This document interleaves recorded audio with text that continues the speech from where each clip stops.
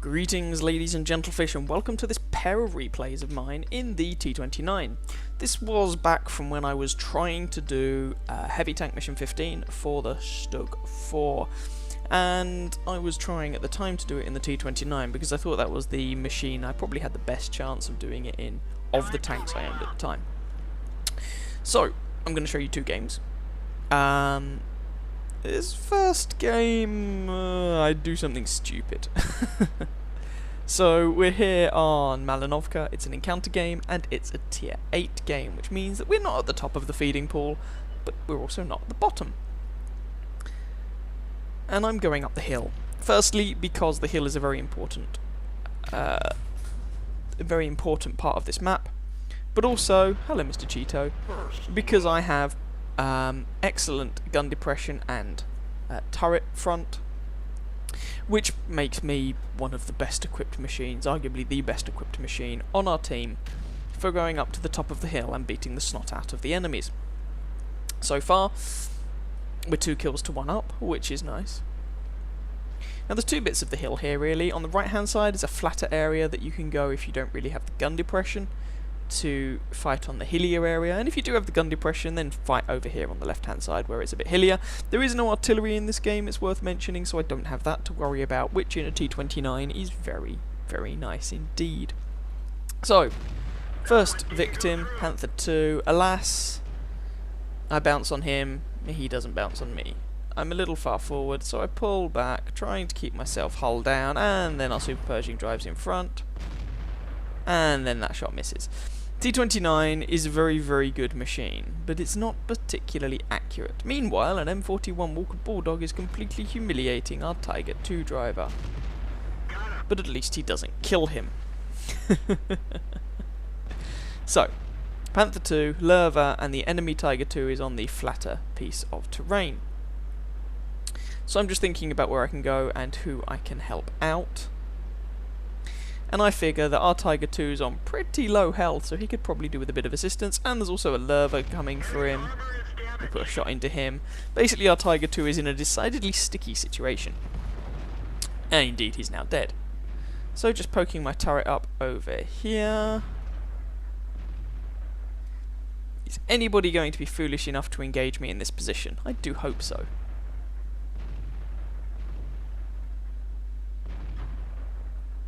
Come on, damn you guys. Okay, they don't appear to particularly want to come up, and I can't really blame them.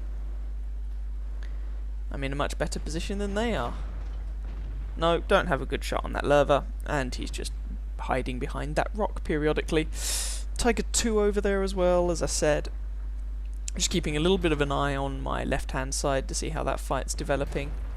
But these guys are just hiding behind the wreck of our friendly Tiger 2, so for now I'm going to ignore them because I'm not really achieving anything, just sitting there. Oh, we just lost 2 machines in quick succession, which is annoying, but there we go, and there's another one, but we claim a Borsig.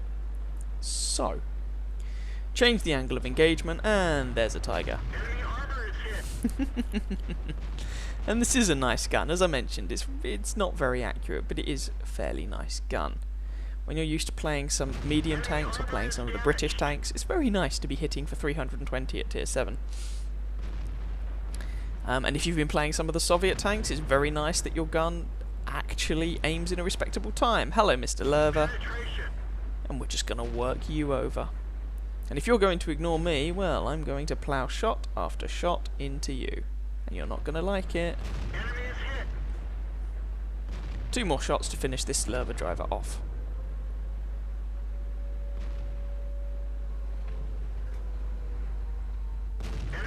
And 1 shot remaining.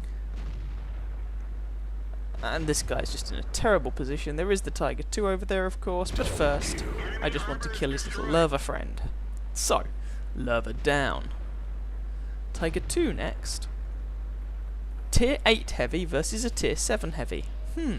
Place your bets.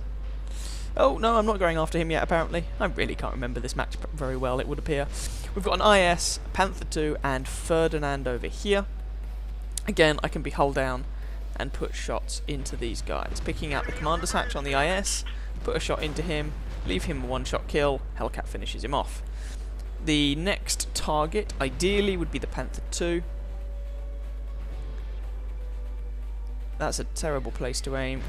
Oh, there we go. I was just trying to find that little shoulder piece on the front of the Ferdinand. Managed to find it, managed to put a shot into it, job's a good one. Just trying to bait a shot out from the Ferdinand into my turret so then I can poke up, there we go, and take shots at his weaker armour, and there we go, another shot into the other shoulder piece this time. We are of course being capped by that Cheeto from earlier on. Our Hellcat finishes off the Panther 2, and Ferdinand picking out his lower plate, trying to pick out his lower plate anyway. Screw it, shoulder section again. And the Ferdinand's now on 22 health.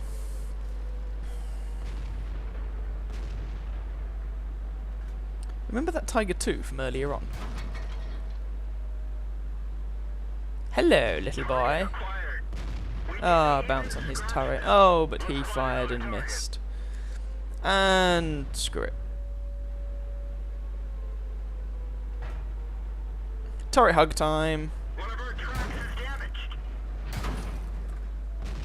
And this is going to be kind of embarrassing for poor little Tiger.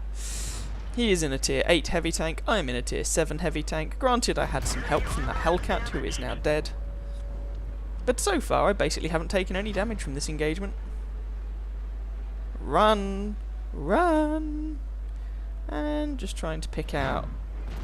Oh, that was a miss. And I'm about to do something very stupid. Tiger 2 goes over the edge, I follow him. He crashes, netting me the kill. Oh dear. But now, I can't actually move.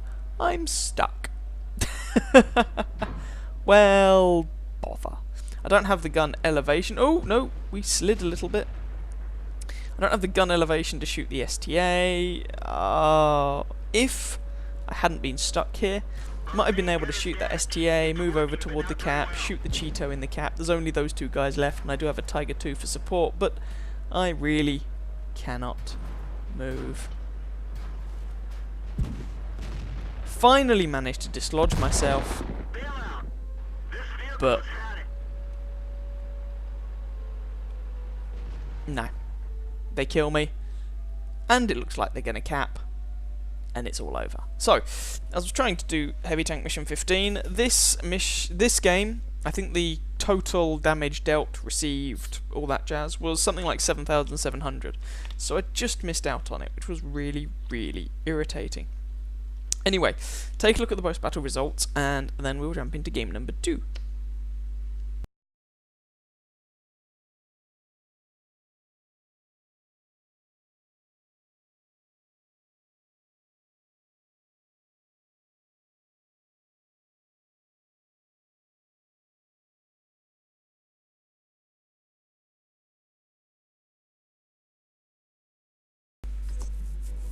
Here's the second game, and I actually played this game straight after the one that I just showed you. These games were back to back. Now, I was a little bit irritated with how I played in that previous game. Just following the Tiger 2 off that ledge was dumb. But there we go. I didn't think I'd get caught on that ledge, but it was always a risk, so I just shouldn't have taken it. Anyway, here we are, on Ruinberg, top tier, no artillery, which is great, but this game is frankly going to be a little bit more about what the T29 can do when it is not in its element, and its element of course is being hull down and shooting all the guys like a boss. So what happens when it's not in that situation? Anyway, you may well have seen me play the T29 on Ruinberg before, so you probably have an idea of the sort of thing that's likely to happen. I'm going to go and poke my turret front over this ridgeline and shoot all the bad guys. If there was artillery in this game, then this would be a rather less enticing prospect. Hello, Mr. T34. Oh, automatic fire extinguisher, that's a shame. But hopefully your fuel tanks are damaged from that shot. Because if they are, it gives me a good chance of setting you on fire again. Anyway, if there were artillery in this game, this would be a rather dodgier proposition. As, you know, artillery could just land large caliber HE shells onto my head, which would be bad, and that Jagdpanzer IV really should have started moving sooner. Alas, that shot doesn't actually hit Had to take it blind. Well, took it blind because he'd disappeared. But as there's no artillery, poking up above this ridge line is perfectly viable. And the T29, you know, its view range is not terrible, so hopefully you can spot some things too. But the ridgeline is going to relatively quickly run out of usefulness. So there's a looks going for those guys. Oh, he's in a whole world of hurt. I get spotted. And there's that T-34-1 from earlier on. It looks like his fuel tanks may well have been damaged by my first shot because he catches light with the second as well. And burns to death. Hurrah! So that's my first kill. We know there's a Jagdpanzer 4 in the background. We know there's an IS and an AMX M4 in front of me. But at the moment I'm not really achieving anything for my team. Oh, there's the Jagdpanzer 4. And this gun does aim relatively quickly, to give credit where credit's due. And we polish off the Jagdpanzer. Oh, there's also the VK over there, so while I can use this hull down position, let's keep using it and let's keep working these guys over and racking up damage. Put a shot into him. And I may even be able to pick up the kill on this fellow, which would be nice. Oh, that was actually quite a badly aimed shot with the benefit of hindsight. But no one else... Oh no, someone else picks up the kill. Okay, so AMX and an IS are over in front of me. I get spotted again. Oh, and someone bounces on my turret. It's probably the AMX. KV-85 moves forward, and I really can't let this guy go on his own. So I go to try and back him up. I take a hit from the AMX in the process, which goes through... Yeah, it goes through my lower plate, actually. AMX isn't going to have any difficulty penetrating that. And suddenly we've lost a couple of tanks in quick succession, which levels the scoreline up. KV-85 doesn't have a huge amount of health. And hello, AMX.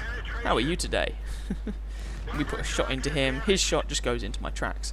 So what I'm trying to do here is that I'm not confident that this window is giving me a perfectly hull down location. So I'm exposing my tracks at a relatively sharp angle around the right hand side corner of that building as well. I'm trying to maximise the chances that I'm not going to get hurt. KV-85 has moved forward. I'm trying to back him up, but he's just gone way too far forward, way too quickly. Put a shot into this AMX. And now I'm going to use the wreck in front of me as cover and go hull down on it and really give this AMX some problems. There's the second shot. That's a replay bug. And now, well, now both the IS and the AMX are one shots. Tiger takes out the IS, and goodbye, Mr. AMX. I think I take another shot for my troubles there. And our Tiger's complaining about his team. Go figure. Scorelines are even. The enemy team are, however, capping the base, so the pressure is really on us to dislodge them from the cap circle. Thankfully, this is an encounter game, meaning that the capture counter goes up relatively slowly, but conversely, it's an encounter game, meaning the enemy team have quite a lot of cover. Panther M10 over there in the cap circle. There's a T20 who isn't in the cap circle, a Tiger P who is, and an ARL, we don't know where he is, and the Panzer 38 NA. I am not going to be distracted by that Panzer 38. He's a minimal threat, and I really need to do something about the guys who are capping the base. Tiger 1 is still complaining. Don't pay him too much attention. Panther has come out of the cap circle. Oh, he puts a shot into us. We put a shot into him as well. And revive our driver into the process. And this is a hull down location. Alas, of course, the Panther wasn't in the cap circle, so I can shoot him all day long, and I still won't actually be any closer to resetting the base. ARL has now been spotted. He is also in the cap circle, trying to pick out a shot. Oh, that one bounced on the Panther's turret. Panther's just sitting there, which is a terrible idea, because he's going to die. Oh, someone's behind me. Some rock star on our team manages to reset the enemy base. And I'm wondering what actually shot me from behind. The only tank in a position to try it was the Panzer, but it felt like a bigger shot than the Panzer. Anyway, put a shot into the ARL. And you can see all this, we're not hull down, we're just trying to use our turret armour where we can, side scrape where we can. Tiger P, we bounce, alas. And I'm trying to use... The T29 is not bad at side scraping. It's got half decent side armour, and it's also... That one goes into our tracks. Got very large tracks that cover the side of the tank. Repair the tracks. Tiger kills the Panzer 38, who was of course a massive threat. And no, can't quite get out a shot on these guys. They're round the corner, which is not a terrible idea from their perspective at all. And again, just trying to side scrape round the corner. And Tiger P has a massive commander's tower, a bit like the British tank destroyers. But because of the way the wreck in front of me is modelled, I can't actually pick out a shot on it, which is kind of irritating. Tiger P has fired. Now I can pick out a shot. ARL turret. Ah, that one misses.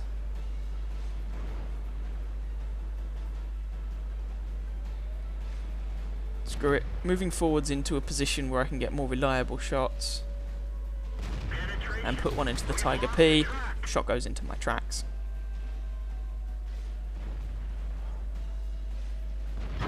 Trying to pick out a shot on the ARL. Put a shot straight through his upper front plate. Tiger P is on 1 health.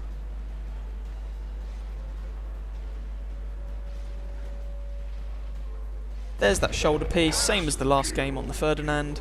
That they share the same hull. That shoulder piece on the front of the hull is made of side armour. So we will take that out. We're now hull down, and that's a T20. He's got 82 health remaining. He can come put a shot into me and I can still kill him. Ah, but the Tiger 1 takes the kill. Oh well, never mind. And that was the game. We managed to batter our way through. The cap was reset enough that we managed to pull a win out of that with just myself and the friendly Tiger 1 remaining. So ended up being quite a decent game, and a lot of the fighting was done when the T29 wasn't using its gun depression, wasn't hull down, wasn't in its element, if you will. Anyway, hope you guys enjoyed that game. If you did, please feel free to catch some of my other videos, and or subscribe to my channel, and I wish you very happy hunting on that battlefield. Ciao ciao.